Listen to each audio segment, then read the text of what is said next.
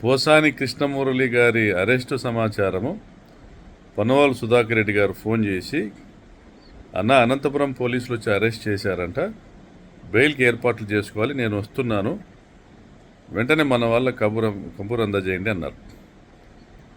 నేను వెంటనే అలర్ట్ చేశాను, స్థానిక డిస్ట్రిక్ట్ లీగల్ సెల్ ప్రెసిడెంట్ చేశాను. మరి ఇంతలోపలే కాల్ వచ్చింది, నోటీస్ పంపించారు.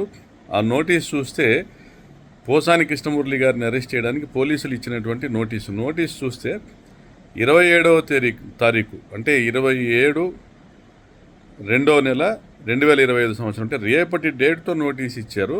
ఈరోజు అరెస్ట్ చేసి తీసుకెళ్లారు.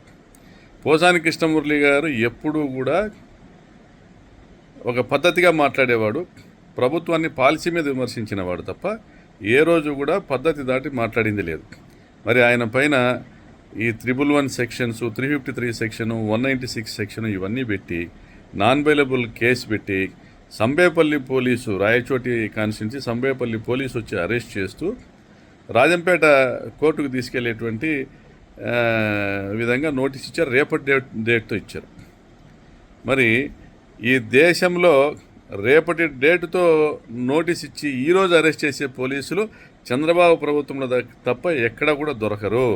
ఇది రెడ్ బుక్ రాజ్యాంగం అమలు చేయడానికి మాత్రమే వీరు ప్రభుత్వ యొక్క అధికారాన్ని ఉపయోగిస్తున్నారు తప్ప ఈ రాష్ట్ర ప్రజలకు వీరి నుండి, చంద్రబాబు నుండి కానీ పవన్ కళ్యాణ్ నుండి కానీ ఒరిగేదేం లేదు.